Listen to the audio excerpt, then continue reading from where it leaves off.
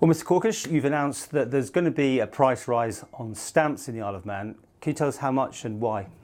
Well, I think people will expect it's inevitable that there's going to be price rises because of the way that the world is. We are keeping our price increase to an absolute minimum, and that is a penny on local stamps. Now, people may ask, well, why only a penny? Well, we have to increase to cover our costs too, but I think where Alabam Post Office are scoring is that we've had to diversify our business because of people don't buy stamps or as many as they used to. They don't post as much. Emails are very much the order of the day now. So thanks to our forward-looking business strategy, we are claiming more and more business from outside the Isle of Man, which is very much helping to bolster our business here in the Isle of Man.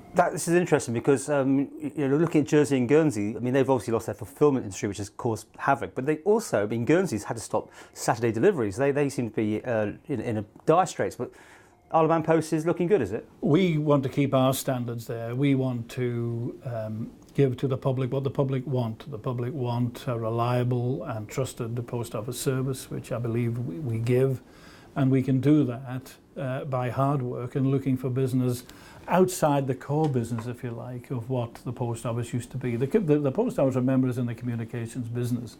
So we have to exploit as much as we can in that communications business. Fortunately, where our marketing department looking outside for more business, a lot of postal business outside the Isle of Man. Is this the bulk mail? Because it's obviously cheaper to send a letter from here. That's right. So we look at Reader's Digest, sort of. Reader's Digest is very important to us.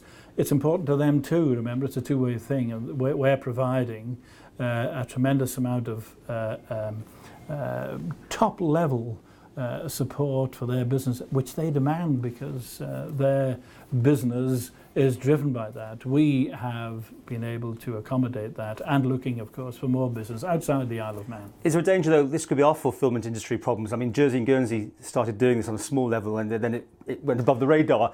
Will the UK government turn around and say, hang on, you're undercutting us on our own postage system? I think we have to be careful there, of course, and there's a fine balance there. And only today I was listening to a programme which said that whilst Jersey and Guernsey have fallen to this, should any other jurisdiction take up where Jersey and Guernsey have left off, the UK government will look at that the same. So I think we're pretty limited in what we can do there. Now, this time last year, there was all sorts of disputes going on within the post office, and it got quite messy, very, very public as well. Then it all went very quiet, and deals were done. But as far as I'm aware, you haven't actually finished negotiation for last year. Now we're into a brand new year already, aren't we? I mean, where are you at with your staff and the pay rise and the pay claims?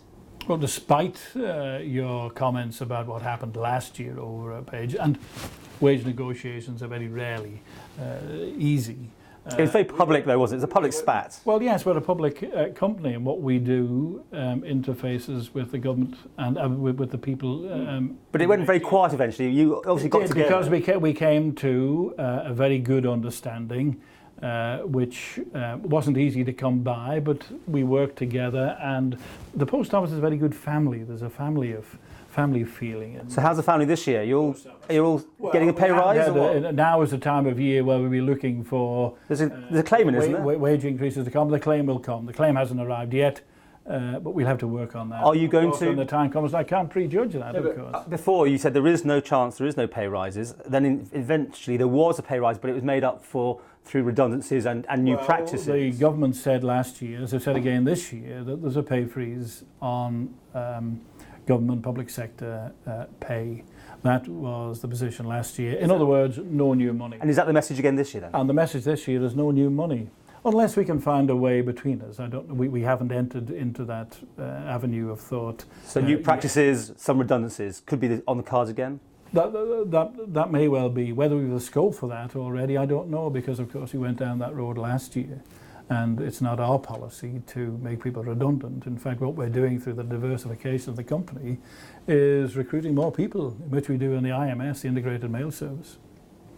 which is a great benefit to the post office, but also, of course, to the Isle of Man, because it's providing a great deal of employment, which is just a little bit outside the core business of the post office. And the core business of the post office is dramatically changing. You know, we're losing perhaps £1 million a year on the core business postage ways.